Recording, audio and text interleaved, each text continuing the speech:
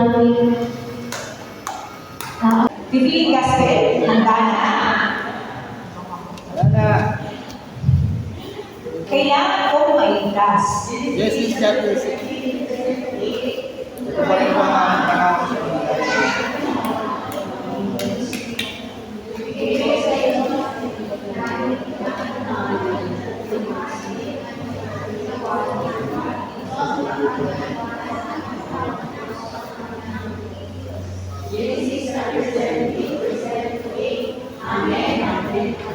Dapat magdilimig ako.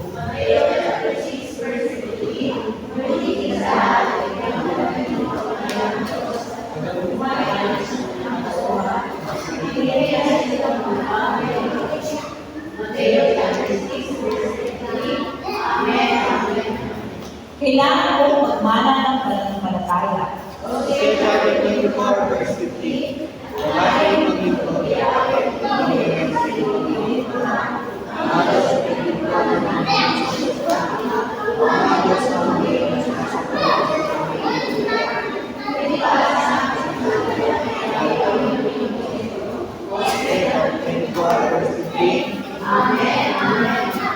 Ako dapat ang dalayan ng pagpapala.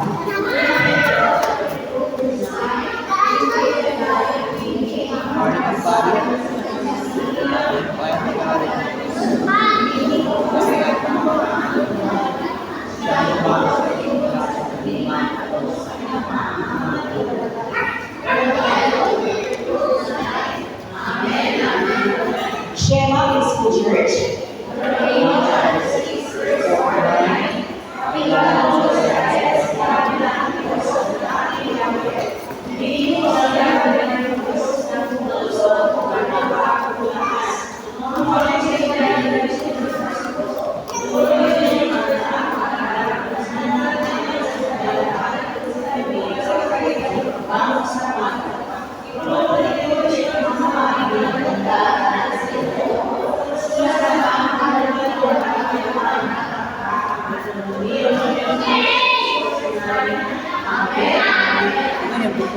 Panalangin ay pamilya.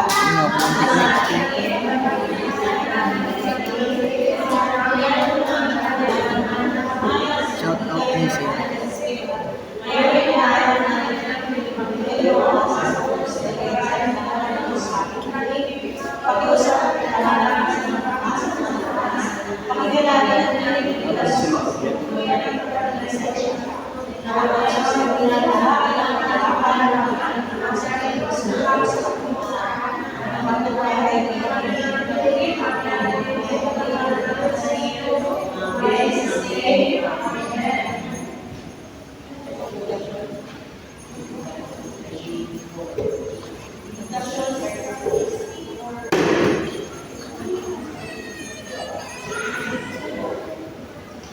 Version 34,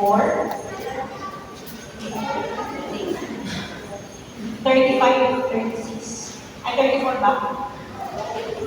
Paano natin dapat maglingkuran ng ating mga kapatid kay Kristo?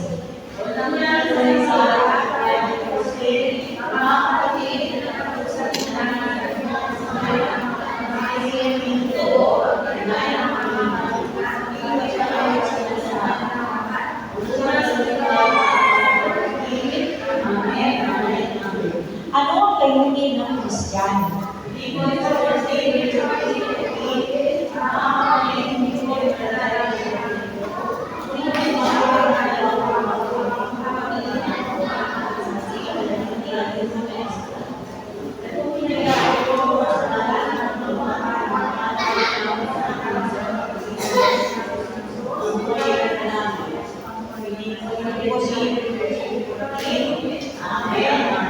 Sino ang bagong tao?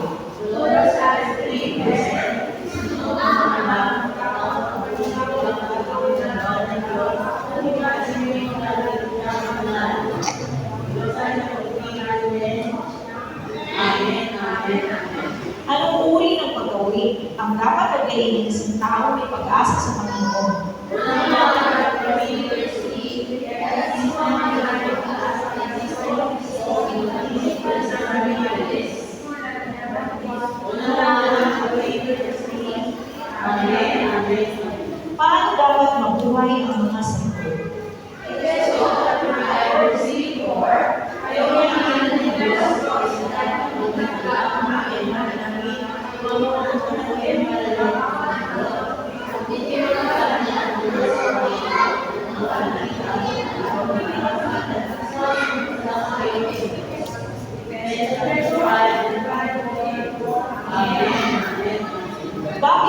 pinili ng Diyos. Hindi kayo mabasa sa akin. Hindi na kayo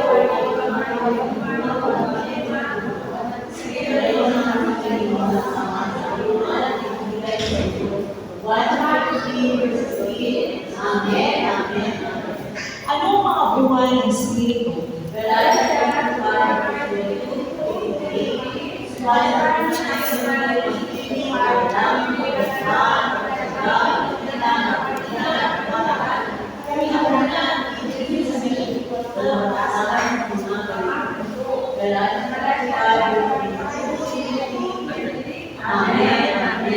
Ano ang buhay na karapat-dapat sa pagtawag?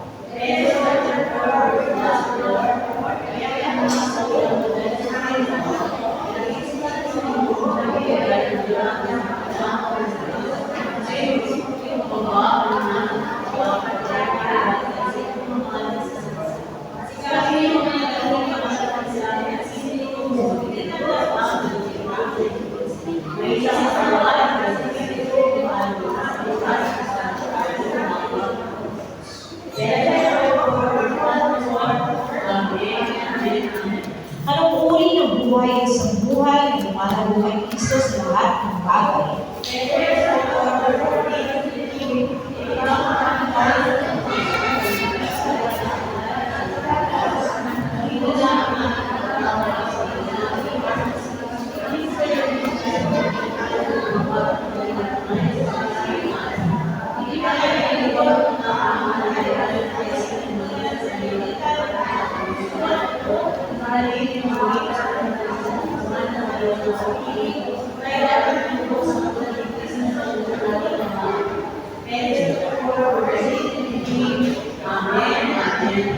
Sa uri ng pamumuhay ang dapat natin ipamuhay.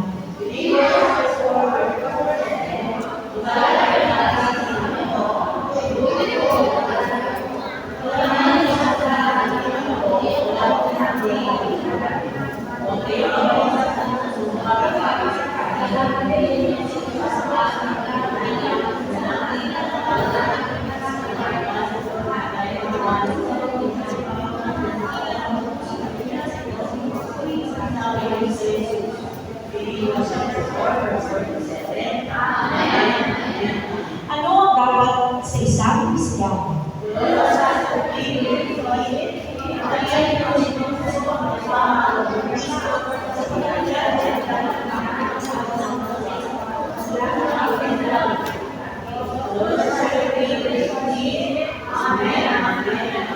Ano ang mga resulta na nakikita sa mga Kristiyano na natanto ang katotohanan ng Ebanghelyo?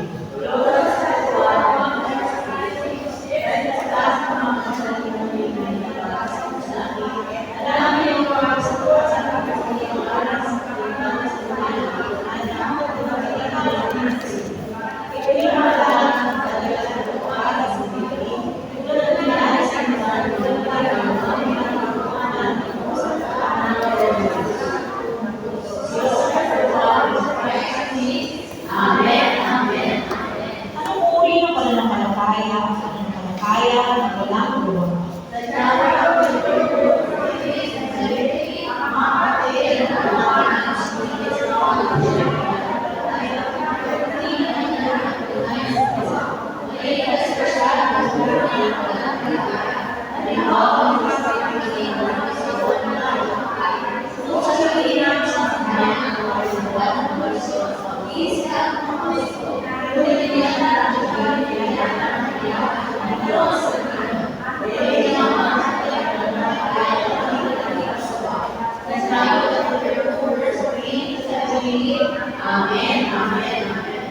Paano natin dapat tapuhin ang ating kapwa?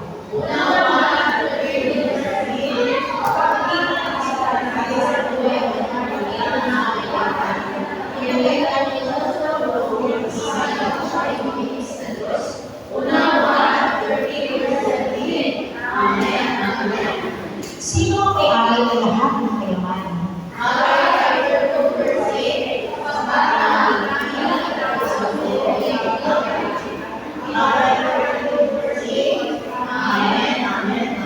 Saan ka dapat iimbestigahan? iimbak ang aking, saan ko dapat iimbak ang aking kayamanan?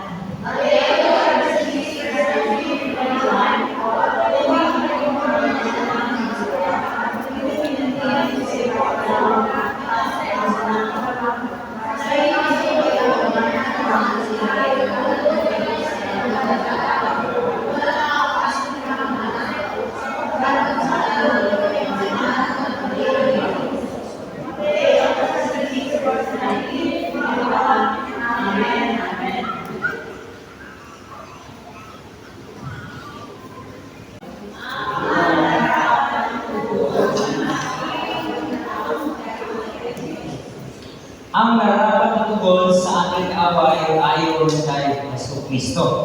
Okay? So before natin pag-usapan kung ano yung tinuro ni Kristo, bilang pag-response doon sa ating mga kaaway, may mga bagay muna tayo sa anak-anak. Okay? Una, ayan. Ano ba ang maaaring tugon ng isang tao kapag siya ay may kaaway? Okay? Sometimes, next, ito ang nangyayari. Okay? Kapag mayroon siyang kaaway, maaaring siya ay magagalit at mag-iisip ng paghiganti. Bakit? Yan. Ang ibang tao ay magtutugon ng may galit at hangarin na maghiganti, maaaring subukin nilang saktan ang kaaway kung maliit naman o hindi. Yun ay sa English, natawag po yan na revenge. Okay? Kung ano ang ginawa sa iyo, ibabalik mo rin sa iba. Okay? Kung sinaktan ka, saktan mo rin. Okay? So yun po yung response ng iba. Kapag sinuntok, o hindi naman nasusuntokin din. Kapag sinaksak, saksakin din. Okay? Next. At minsan, ito yung mga ginagawa rin ng mga tao. Kapag ginawan sila ng masama ng kanilang kaaway, ipagtatanggol nila yung sarili nila.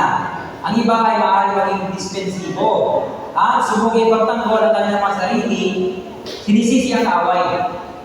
Kumbaga, kapag may bumabukas kanilang masama, ang kaaway nila, mag-isip sila ng paraan para matakpan yung kanilang kasalanan. Sa pamagitan din ng pagsisisi sa kanilang kaaway. Ito rin naman na, ito ganyan, ito rin naman na. Ganon, okay? Ginagawa yun para madipensahan yung sarili at maging malinis siya sa harapan ng iba. Okay? Next, minsan naman, ito yung mga ginagawa. Sobrang bigat na talaga yung ginawa sa kanya. Ang kanyang gagawin ay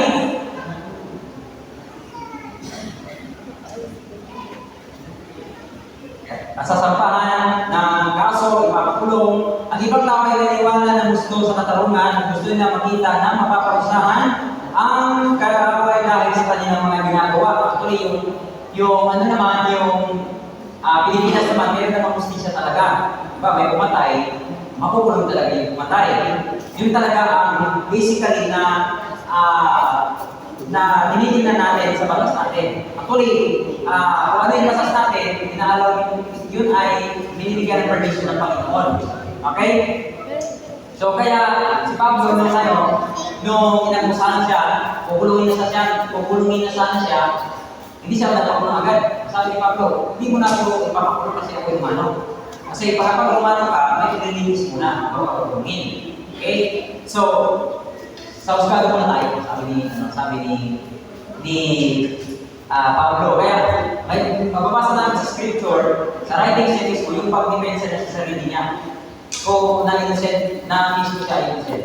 Okay? So, may mga paraan, may mga bagay na, may mga taong gumagawa ng bagay para ma-depensahan ang sarili. Hindi na sila gumagawa physically. Hindi sila nananakit, hindi sila nananasak. Okay? Pero, ang ginagawa nila is, lumaraan sila sa legal na proseso. Okay? Pero sometimes, nung pumunta kami sa Manila, sa Muntinlupa. Okay? Nung bumisita kami sa Muntinlupa, nag-interview kami ng mga mga inmates. Sabi nila, marami sa akin dito na kulong, nagkakasakit talaga. Pero marami ang nakulong din dito sa Pilipinas. Kumbaga, dahil lang may pera yung may kaso, siya yung naano sa iniisip. Ganun. Sometimes, may mga panahon na yung justice is para sa mga may pera. Pero yung mga mahihirap na walang kakayahan, na nasa tama sila yung naiipit. Okay? I mean, minsan may mga bagay na ganun nangyari. Kaya, nung nakita namin yung sitwasyon ng mga inmates doon, kawawa talaga sila. Eh, yung iba, walang dalaw. At saka yung maramdaman mo talaga na yung iyakan yung mag-asawa, yung mga anak, iyakan kasi nakita yung diba? So may mga ganun ba, maawa sa mga sitwasyon nila. Next. At sa pagtulog din nila, ganito yung situation nila. Matalas na maalis ng tulugan, sobrang init, at magtitis sila ng ilang taon, yung iba niya, 70 years, 10 years, 30 years yung iba, habang buhay na sentensya. Okay? So, maghirap sila sa loob. Kung isipin natin, dapat naman talaga sila maghirap kasi nga, nagkasala sila. Right? Pero, yung pamilya naman nila. Isipin natin, yung pamilya naman nila. Sino kaya ang mapakain sa pamilya? Nila. Okay? So, meron tayo ganun mga pag-isip minsan. Okay? At minsan din, may mga pagkakataon na ganito yung ginagawa ng mga tao. Next, kapag sila ay may kaaway. Ang ilang tao ay likas na mas mahilig talaga maging magtalo o magpatawag sa isa sa iba. May mga tao talaga na likas talaga. Nature talaga na hindi mapatawad. Nature talaga na maging magtalo. Okay, natural yun. May mga tao talaga na gano'n. Opo, natural po sa kanila na may pagkano talaga. Hindi depensa yung sarili, at siya depensa naman. Tapos magkataas na ng boses. Meron talaga mga tao na likas na gano'n. Next. Ngayon, ano ang nararapat at tugon ng isang mananampalataya sa kanyang kaaway ayon sa tugon niya sa Kristo? Bilang mananampalataya, ano ba yung tinuturo niya sa Kristo? Na kailangan ba talagang suntukin? Kinakailangan ba talaga saktan? Kinakailangan ba talaga ipakul natin? Kinakailangan ba talaga natin gawa ng masama at gumawa sa atin ng masama? Balikan muna natin yung sa verse 38 to 39. Narinig yung sinabi, mata sa mata at ngipin sa ngipin. Ngunit sinasabi ko sa inyo, huwag kayong kumantis sa masamang tao. Kung sinampal ka sa kanyang kanang pisngi, iharap mo rin ang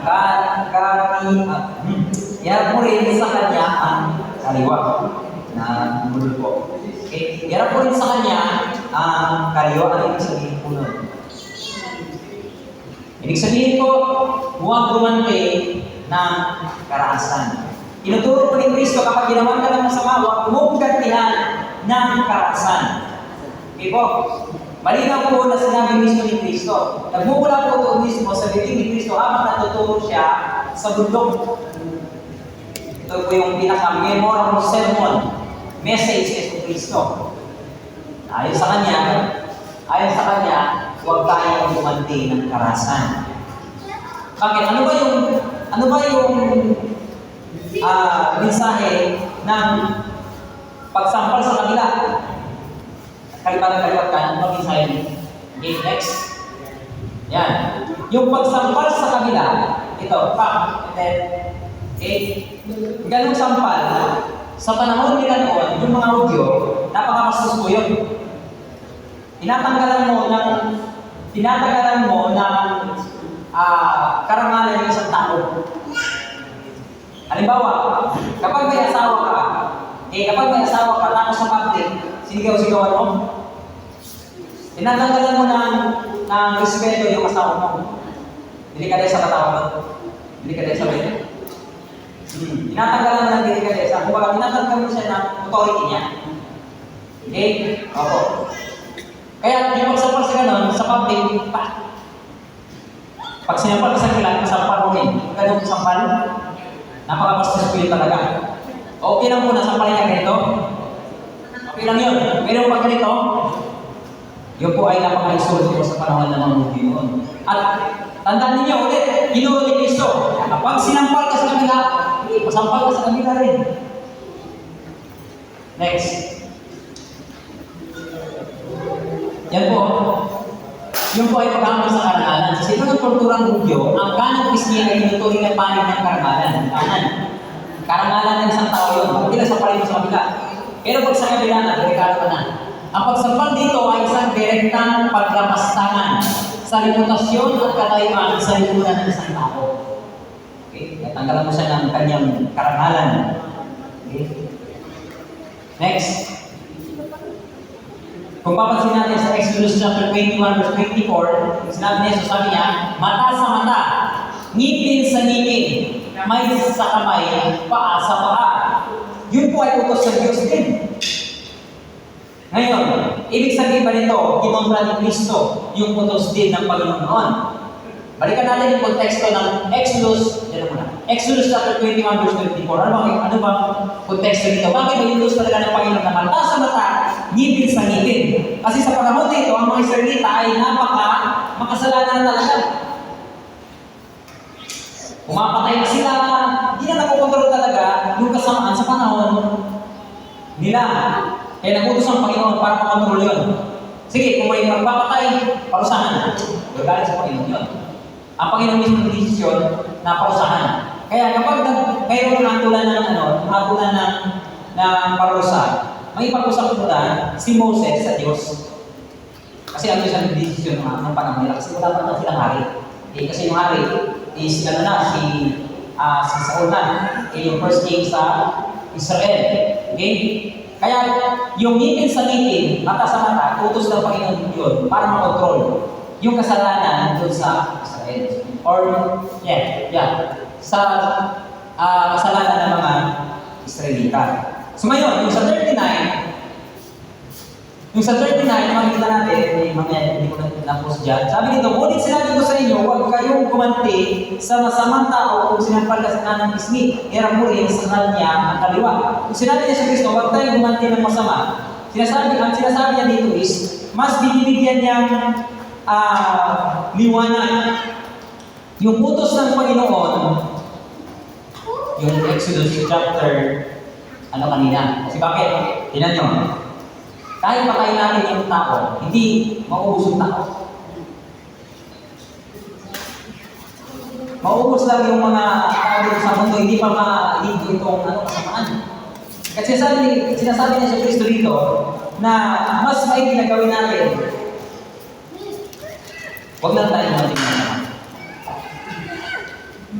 Okay, next. Sabi nito, balik mo na. Balik. Yan. Sa Kawikaan chapter 20 verse 22, huwag mong gantihan ng masama ang masama. Tutulungan ka ni Yahweh sa kanya ka magtiwala.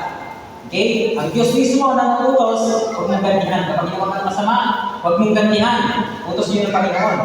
At pwede rin mag-utos ng Panginoon na patay ng isang tao kapag alis na niya. Sa context ng sa Old Testament. Okay? Pero ito ngayon, nag-utos siya na huwag kayong gumanti ng masama. Sa kanya ka magtiwala. Okay? Sa halip, kung magbubuto ang iyong kaaway, okay? Okay? Mali po yung passage na nalagay. Yan. Okay? Sa halip, kung magbubuto ang iyong kaaway, pakainin mo. Kung nauuhaw, painumin mo. Sa gayon ay magbubuntod ka ng mga baga sa kanyang ulo. Huwag kayong magpadaig sa masama. Huwag kayong magpadaig sa masama. Kundi dahil ninyo ng mabuti ang masama. Yung po ay sinasabi sa Romans. Next. Romans chapter 12 verse 17 to 20. Okay? Huwag ninyong gantihan ng masama. Sikapin niyong mamuhay na karangal sa harap ng lahat ng mga tao. Hanggang maaari gawin ninyo ang inyong mga kaya upang mamuhay kayo ng mapayapa kasama ng sinuman. Mga minamahal, huwag kayong maghiganti, iba-iba yung sa galit ng Diyos. Sapagkat susunod, akin ang paghiganti. Kung babalikan natin kanina yung sa Kawikaan, sinabi ko, huwag mong gantihan ng masama. Tutulungan ka ni Yahweh sa kanya ka magtitiwala. Ibig sabihin lang nito, una, isalang-alang ang tugon ng iba. Papansin natin sa 17, sabi dito, huwag niyong ganyan ng masama. Ang masama, sabi niyo mamuhay ng maranasan ng tao. Ano ibig sabihin nun? Kung ano yung ginawa natin, magre-reflect yun sa kapaligiran natin. Right? Next. Halimbawa, sabi dito, huwag kayong maging sanhi ng pagkakasala, hindi naman, ay kay Pablo. Ng mga Hudyo, ng mga Hintil, o mga kaanin sa Iglesia ng Diyos. Salit, tuladan ninyo ang ginawa ko. Sinsikap kong magbigay ng kasiyahan ang lahat ng tao sa bawat ginawa ko. Hindi ko inuuna ang sarili kong kapakanan, kundi ang kapakanan ng maraming pagpaligtas sila. Ang ibig sabihin na ni Pablo dito, kapatid, hindi na kailangan, bago tayo gumawa ng isang hakbang, isalang-alang muna natin kung ano yung magiging resulta nito sa ating kapaligiran. Maaaring isipin ng ibang tao na tayo hindi tunay ng mga Kristiyano kapag gumanti tayo sa ating kaaway. Maaaring isipin ng mga tao na hindi natin pinapamuhay kung ano yung tinuturo ng ating Diyos na ating sinasamba. Ari yun, merong mga bagay na isaalang-alang natin bago natin gawin talaga yung isang bagay. Minsan, kapag may ginawa tayong masama doon sa isang tao, magre-react yung pamilya nun. Maaaring makalaban natin yung buong pamilya, buong angkan. Okay? So, ang tinuturo ng Biblia ay bago tayo mag-response or mag-react doon sa mga bagay-bagay sa paligid natin, isipin muna natin kung ano yung resulta. Next. Umiwas sa gulo. Verse 18 kanina, mabalikan ko lang yun, sabi dito, hanggat maaari gawin ninyo ang inyong mga kaya upang mamuhay kayo ng mapayapa, kasama ng sinuman. Ito si Pablo na kinakailangan mamuhay na lang tayo ng mapayapa. Ang ibig sabihin, iwasan na lang yung gulo. Okay, kung may pag-away sa'yo, pagsalitain mo lang. Okay, pagsalitain mo lang siya. Gawain ka, kaya mo gawain ka. Pwede nga, iwan mo na lang eh. Okay, iwasan na lang. Kaysa magkaroon pa ng mas malaking gulo. Right? Mas maigi na tayo umiwas sa gulo. Hanggat maaari gawin ninyo ang inyong mga kaya upang mamuhay kayo ng mapayapa. Kaya kung pagpamuhay natin kapag wala tayong kaaway. Kaya yung madaling mamatay, kaya yung maraming kaaway. Meron akong testimony na meron akong kilala doon sa amin. Nahirapan siya punta sa isang lugar na, halimbawa, barangay nito, nahirapan siya punta doon. Mamiyas na, kasi nga may kaaway siya doon. Sa kabila, naman yung punta doon kasi nga may kaaway siya. Ngayon, sa paligid ng bahay niya, meron siya kaaway. Anong gagawin niya? Sa loob, dalang mukmuk. Diba? Ang mas maganda, para mapayapa yung buhay, pumasok na lang. Ang Biblia rin mismo, nagtuturo na iwasan na lang natin yung gulo. Kasi nga, sinabi ni Cristo, pagsampalin ka sa kabila, pasampal mo sa kabila, ano yung ibig sabihin? Huwag ka nang gumanti lang. Huwag ka nang gumanti. Ano mo lang siya? Si Cristo nga, pinatay. Gumanti mo siya. Next. Sabi dito, ipagkatiwala sa Diyos ang tamang paghatod. Sa verse 19, sabi dito sa verse 19, mga minamahal, huwag kayo magganti. Ipapailay yung sa galit ng Diyos. Sapagkat nasusulat, akin ang paniganti, ako ang gaganti, sabi ng Panginoon. Ano ibig sabihin po nun? Ang Diyos ang may kakayanan na magbigay ng tamang parusa sa taong mo sa ating masama. Hindi natin ang Panginoon kasi ang Panginoon is sovereign. Huwag natin pangunahan ang desisyon ng Panginoon. Kasi mas nakakaalam ng Diyos kung anong narapat na parusa doon sa gumawa sa ating masama.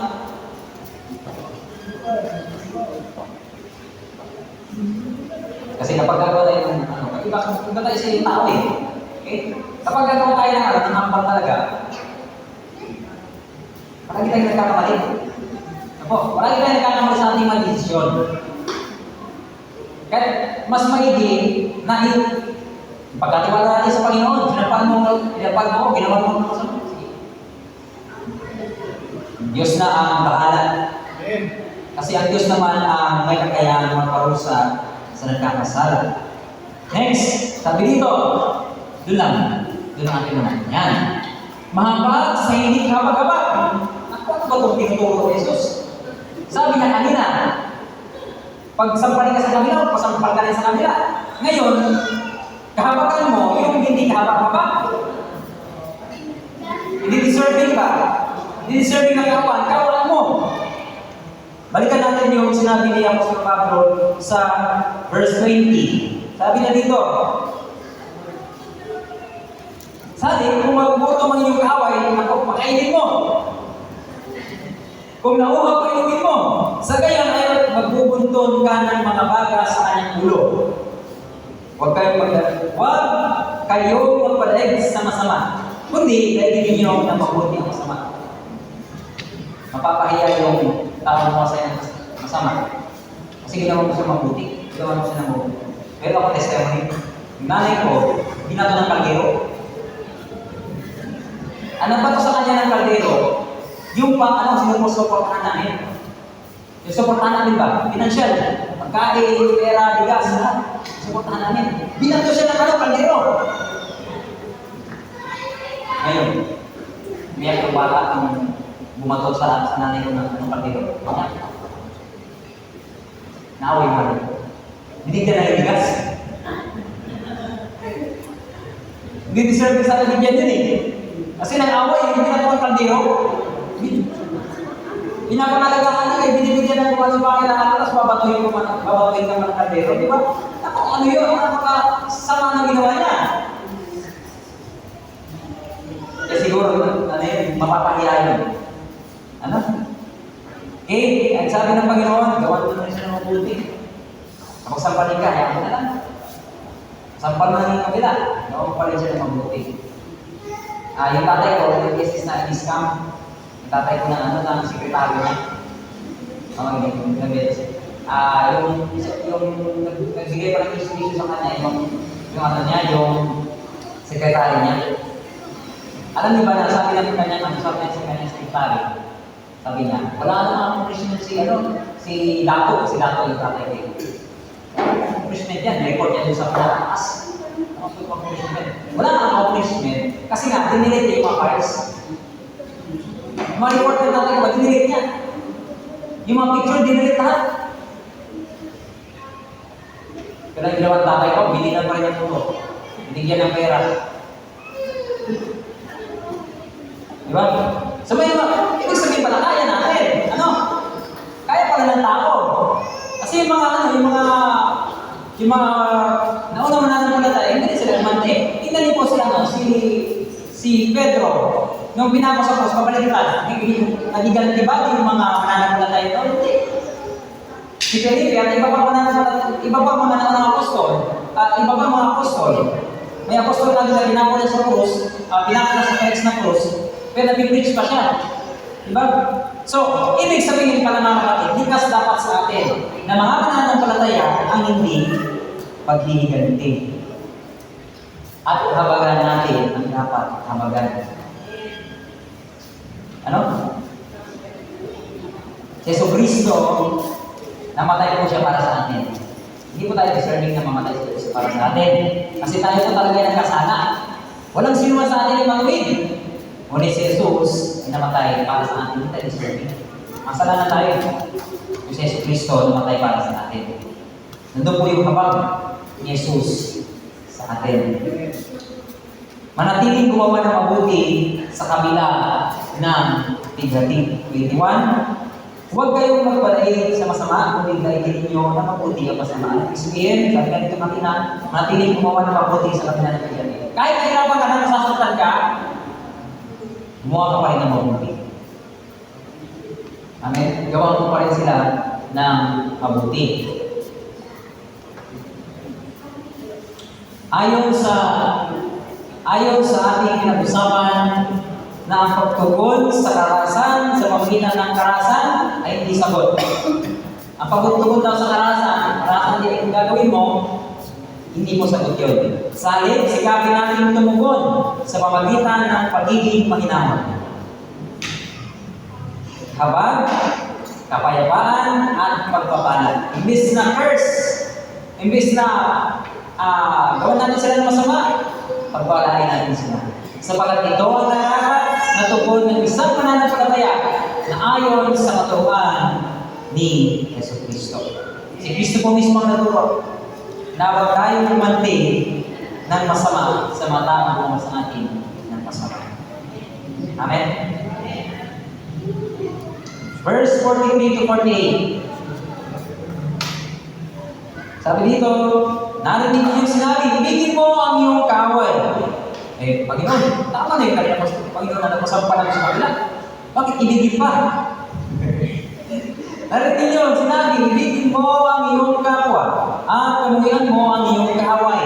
Ngunit ito naman ang sinasabi ko, ibigin ninyo ang inyong mga kaaway at pagpalain ninyo ang mga umusik sa inyo upang kayo maging tunay na mga anak ng inyong amang nasa langit. Sapagkat pinapasikat niya ang araw sa mabuti, hindi naman sa masama. At nagpapawalan siya sa mga matutuwi at sa mga hindi matutuwi. Kung ang nagmamahal sa inyo, ang siya lang ang inyong mamahalin, anong gantimpala ang inyong maaasahan? Hindi ba ginagawa rin niyan mga maniningil ng buwis? Sabi niya sa Kristo dito, mamahalin mo lang yung mamahal sa iyo, wala ka rin mahal sa mga hindi nananampalataya. Di ba ginagawa rin niyo ng mga tingin ng buwis? At kung ano mga kapatid naman ninyo yung binabati, mga kapatid naman ninyo, kasama sa bahay, binabati ninyo, kasama din sa loob ng church, ano nagsasabi? Ano ang ginagawa ninyo na higit niya sa iba? Ano iba natin sa iba? Di ba ginagawa niya iyang mahigit? Kaya maging ganap kayo, gaya ng inyong ama na nasa langit. Unang punto po natin kanina, huwag po tayo gumanti ng masama or huwag gumanti ng karahasan. Yung pagturo ni Jesus. Pangalawa, at tatapos na po tayo. Pangalawa, last point. Gawing iwanan ang salita ng Diyos at si Jesus sa pag-ibig ng kaaway. Yung example po natin, tutularan natin ay yung salita ng Diyos. Sinasabi sa Scripture, pangalawa, yung tinuro ni Yesu Cristo. Next. Huwag kang maghiganti o magtanim ng galing sa iyong mga kababayan. Ibigin mo ang iyong kapwa gaya ng pag-ibig mo sa iyong sarili. Yung ginamit ni Yesu Cristo dito na passage kanina, yung kinuha niya na dating utos, yun po ay sa Leviticus chapter 19 verse 18. At para matupad yung bagay na yun, inulit yun ni Yesu Cristo sa kanyang sermon. Sabi na rin ninyo sinasabi, ibigin mo ang iyong kapwa at pamuhian mo ang iyong kaaway. Ngunit ito naman ang sinasabi ko. Ito yung bagay utos ni Cristo. Ibigin ninyo ang iyong mga kaaway at ipanalangin ninyo ang mga umusig sa inyo. Okay na po yung pasampal. Ako bakit ipanalangin pa?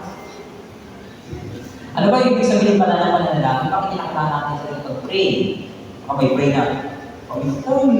Sinuti na siya. O saan mo yan Panginoon? Gigil talaga ako. Sabi kasi sa salita ng Panginoon, sa'yo ang parusa.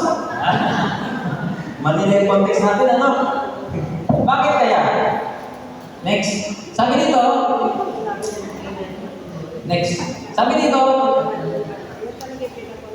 ayan. Sabi ka ang 10-12. Ang puot ay nagpapaalam sa puso ng tao. Ngunit ang pag-ibig ay nagtatakip sa lahat ng kasalanan. Una, bago po natin maliwanag bakit sa manalangin. Yung galit, yung po ang yung galit, yung po ang nagbibigay sa atin ng motivasyon para next. Para magtanim ng sama ng loob sa iba. Yung po magdadala sa atin para magtanim tayo ng sama ng loob sa iba. Hindi na namamansin. Kung si pastor ang Si pastor ang kagalit. Hindi na kumalit. Ano? Pag-ibig sa preaching. Diba? Nakapokus na kasi yung message na kami nata kasi galit lang ang pastor. No? Hindi na namamansin, talikod na. Kapag may nakikita siya kaaway niya, kasi hindi pa siya nagliligo siya. Iikot pa talaga sa ibang lugar. Para may iwasan. Kapag magkasalubong, hindi nasa nakasalubong, ayun na. Saan ba yun? Alayin siya. Kahit hindi pupunta sa cemetery. Kaya gano'n bigla, no? Magugulang ka, ginagawa mo sa cemetery. Hindi nagwala na, sa kapatatalas. Ganun ba? Pinapahirapan na natin sa sarili natin mga kapatid. Ayon sa pag-aaral, yung galit daw, magiging bigay ng high blood. Alos daw yung may mga high blood, yun daw may uot sa libo. Yan, na-stress talaga, na-stress talaga. Kaya huwag magdaling ng sama ng loob. Genesis chapter 50, verse 17 to 21. Nakikiusap ako na patawarin mo na ito ay nangyari kay Josue. Okay? Anong nangyari kay Josue?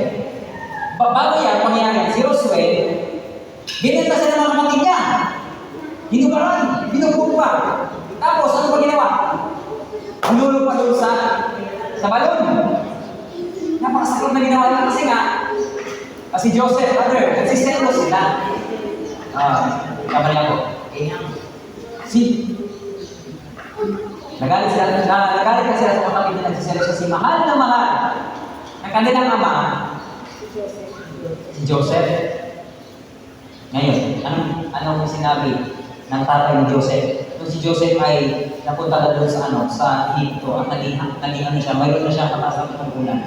Nakikiusap ako na patawarin mo na ang iyong mga kapatid sa ginawa nila. Okay? Sa ginawa nila sa iyo. Kaya naman ngayon, nagsusumamo kami sa iyo na patawarin mo kami, mga lingkod ng Diyos ng iyong Ama. Napaiyak si Josue. Si Jose na narinig ito, Jose or Joseph sa English. Nung narinig niya yung sinabi ng kanyang tatay, naiyak siya. Lumapit lahat ang kanyang mga kapatid at yumuko sa harap niya, sabi ng mga kapatid niya, kami, mga alipin mo, wika nila. Next, ngunit sinabi ni Jose or Joseph, huwag kayong matakot. Maaari po ba mapalitan ng Diyos? Masama ang mga inyong ginawa sa akin. Subalit, pinahintulot iyon ng Diyos para sa kabutihan at dahil do'y naligtas ang tahanan ngayon. Kaya huwag na kayong mag-alala. Ang alala, brother, ako ang bahala sa inyo at sa inyong anak na panatag ng kanyang karuban. Okay? So makikita natin dito, sana mayroon ng kapangyarihan si Joseph na parusahan yung mga kapatid niya sa kanilang ginawa. Kasi mga kapatid niya, punta sa kanila, hindi ng pagkain, hindi ng pagkain. Kasi sana, wala ko sa kanila. Sige, sa taas na akong posisyon ngayon. Marami na akong pera. Sige. Kaya, hinihingi kayo. May magandang kasi, noon, nung wala pa akong pera, kaya gano'n ba? Nung wala pa akong pera, hindi niyo ako binigyan. Hindi niyo ako tinutulungan. Ngayon, may pera na ako. Kaya wow. Mahanap kayo. Diba? Hindi yung ginawa ni Joseph. Ang ginawa ni Joseph ay pinatawad niya. Ay pinakalis niya na nayaan niya yung Panginoon nangyari. Right? Naknalis siya talaga na pwede sa Panginoon ang nangyari. Masakit man, pwede sa Panginoon. Ang importante, nagpatawad siya. Okay? Sa Jeremiah chapter 31, verse 34, sabi dito,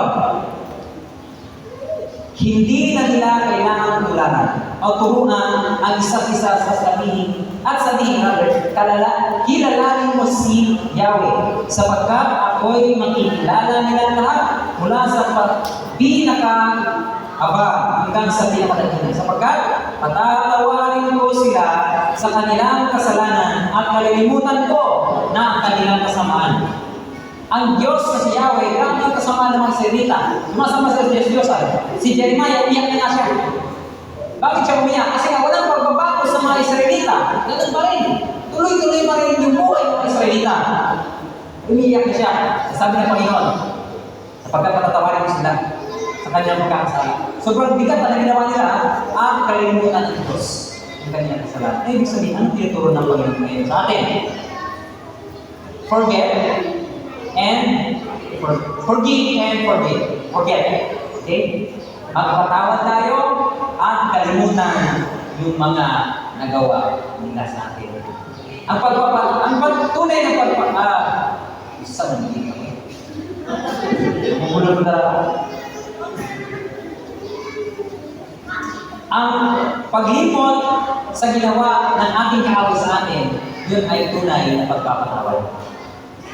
Napatawad naman siya. Tawad naman siya. Pero ayaw ko pa rin magpag-usap sa kanya. Yung totoong pagpatawad ay paglimot sa ginawa niya sa iyo. Kasi si Jesucristo, ang ating Panginoon dito mismo, sabi niya, sapagkat patatawarin ko sila sa kanilang kasalanan at kalilimutan ko na. Sobrang bigat ng kasalanan na ginawa natin sa Diyos, pero pinalimutan ng Diyos. Yun ang totoo